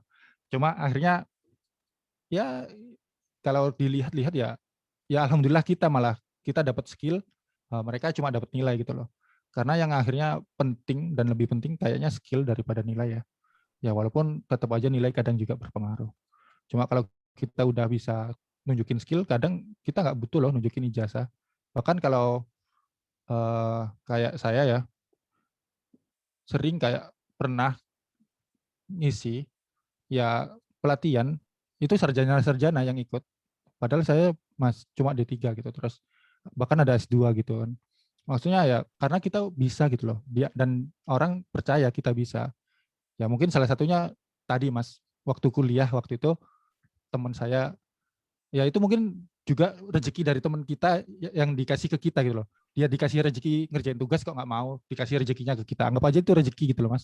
Mungkin nanti kita nggak panennya sekarang, mungkin panennya di masa depan gitu kan, nggak tahu gitu.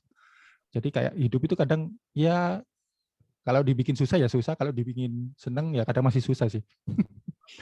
Cuma ya gitu Mas. Insya Allah kalau sesuatu yang baik nanti ketemu yang baik lagi. Kalau saya kayak gitu. Jadi ya nggak nyangka juga sih, maksudnya kayak gitu dari awal waktu ngisi di kampus biasanya saya juga ditawarin jadi dosen Mas. Sebenarnya sempat beberapa kali ditawarin jadi dosen, tapi karena kayaknya saya bukan orang yang kayak suka di akademik gitu ya, jadi aduh Pak, kalau saya mau jadi dosen jalurnya masih panjang. Lu kan tinggal S2. Enggak Pak, saya belum S1. Saya D3 gitu. Jadi kayak beberapa kali ditawarin jadi dosen, kendalanya di situ Mas, karena saya sebenarnya kalau ngajar seneng, cuma kalau harus kuliah itu yang kayak, aduh dulu kuliah aja telat, apalagi kuliah lagi gitu kan, mau telat berapa kali nanti gitu. Kayak gitu sih, lebih ke gitu. Apalagi sekarang kerja, kayaknya kalau nanti kuliah dapat tugas, kerja udah capek, mungkin bakal lebih molor. Ya itu alasan orang-orang malas kayak saya sih Mas. Sebenarnya kalau mau kerja keras sebenarnya bisa aja sambil kuliah kan. Kalau orang kayak saya, ya itu alasannya, capek. Tapi jujur, itu emang saya orangnya males. Satu, kenapa sampai sekarang nggak ngelanjut kuliah ya itu sih.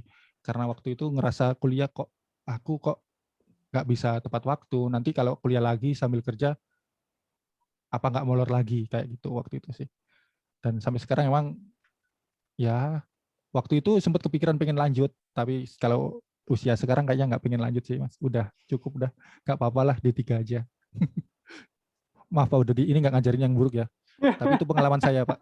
Karena saya jujur ini, saya nggak ngelanjut kuliah itu ya karena males gitu. Sebenarnya orang tua sangat ini dorong, ayo kuliah lagi, S1 lah minimal gitu kan. Ya nanti aja gitu kalau disuruh waktu itu. Iya. Jadi itu sih kalau saya. Oke. Cuma kalau teman-teman sebaiknya ya lanjut ya Pak ya. Kalau bisa ya lanjut ya, karena ya nggak bisa dimungkiri ilmu itu sangat penting lah. Kalau kita bisa dapat ilmu yang banyak di dunia perkampusan, di perkuliahan, ya sangat membantu juga lah untuk karir sebenarnya. Apalagi kalau posisi kayak saya kan, akhirnya saya beberapa kali melewatkan kesempatan karena saya nggak punya pendidikan S2 atau ya untuk bisa jadi dosen itu tadi. Ya kadang sayang ya gitu, kesempatan tersebut terlewat begitu aja. Padahal udah beberapa kali ada kesempatan. Ya seperti itulah. Itu yang mungkin yang nyesel nggak lanjut kuliah mungkin kadang gara-gara itu Mas. Ada kesempatan jadi dosen, jadi nggak bisa kayak gitu. Jadi mungkin kalau nggak mau nyesel ya paling nggak kalau emang ada niatan untuk lanjut kuliah, langsung aja lanjut, jangan nunggu lama-lama. Selagi belum males. Kalau udah tua males lah Mas, lanjut. Gitu Pak Dodi dari saya. Oke, makasih Mas Amirul. Bagus banget ya pengalamannya Mas Amirul. Jadi yang disampaikan Mas Amirul itu benar ya, pada prinsipnya benar sekali. Jadi dunia kerja itu kita terbagi menjadi dua ya. Kita mau berwirausaha atau berwirausaha dalam hal ini itu kita melangkahkan kaki di non pegawai negeri ya, ke non pegawai negeri. Atau kita ke ranah akademis. Di pegawai negeri pun terbagi menjadi dua ya. Kalau misal Anda pegawai negeri kayak di Kota Madia, kayak di seperti itu, saya rasa pendidikan cukup S1 aja sudah cukup ya. Nah, tapi kalau misal seperti di akademi, seperti halnya saya, itu nggak cukup kalau hanya skill. Bahkan bisa dibilang ya, kalau bisa dibilang, kami yang dalam hal ini dari sisi akademis dibandingkan sama teman-teman seperti Mas Amirul, Mas Fatoni atau developer-developer yang pro ya, itu jauh sekali, jauh. Kenapa? Karena kami jam terbang untuk scripting itu hanya sebatas dari wilayah penelitian,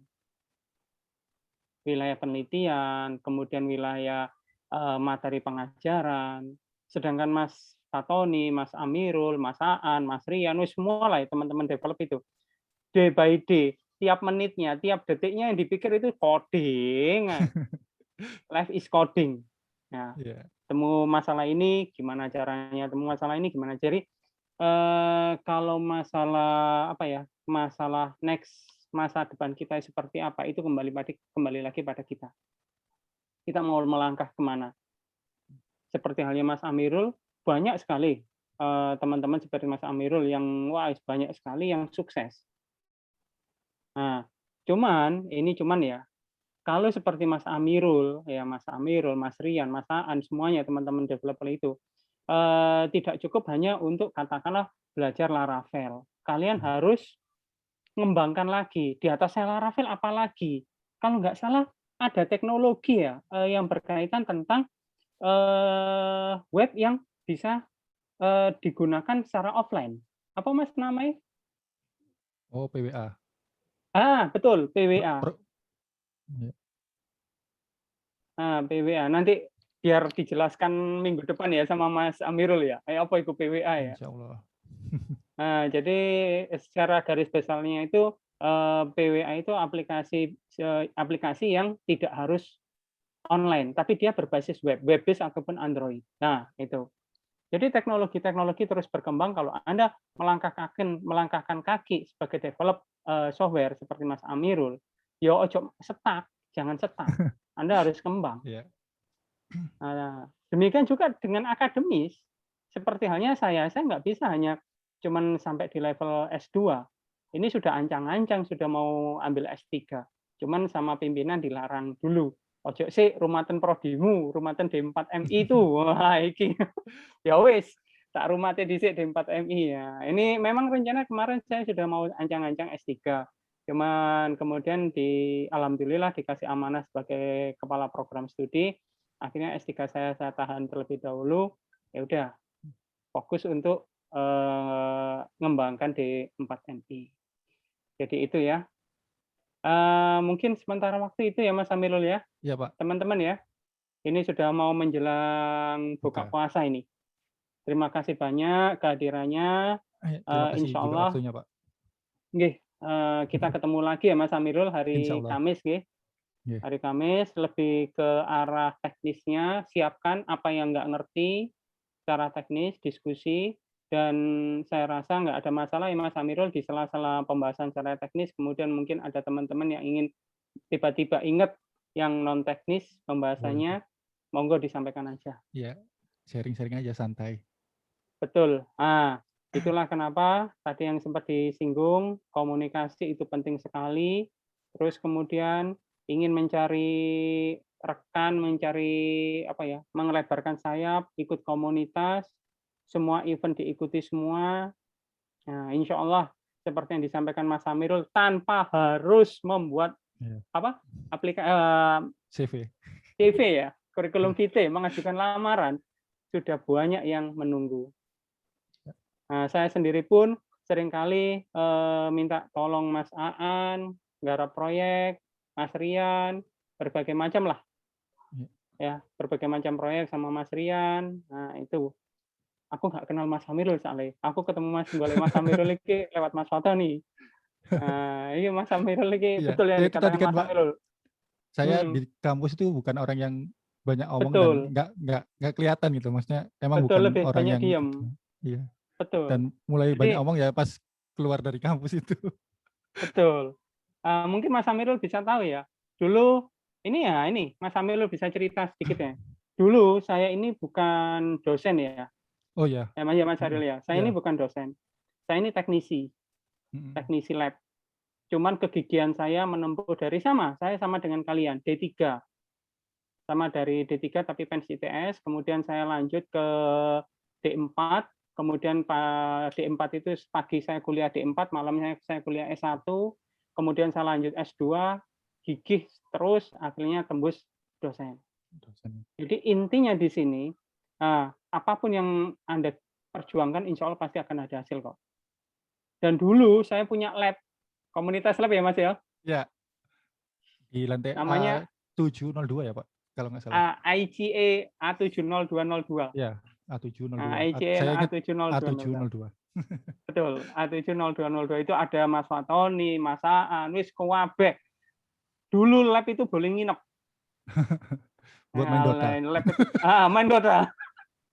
Padahal saya itu kepingin lab itu digawe aplikasi nggak kayak ngono jenenge mahasiswa. Iya. Teknisi ini mulai goe main Dota. Wah, ampun wis. Ya. Tapi alhamdulillah sukses loh. Teman-teman ini sukses. Saya appreciate banget. Oke ya. Sementara waktu itu Mas Amirul matur nuwun sangat. Ojo bosan, kita ketemu lagi di jadwal berikutnya ya. Ya, insya Allah. Ya guys. Saya akhiri pertemuan hari ini, matur nuwun sangat kehadirannya. Saya akhiri, selamat sore, sehat selalu. Wassalamualaikum warahmatullahi wabarakatuh. Waalaikumsalam warahmatullahi wabarakatuh. Makasih Pak. Selamat sore. Mas Amirul. Ya, sama-sama. Terima kasih semuanya.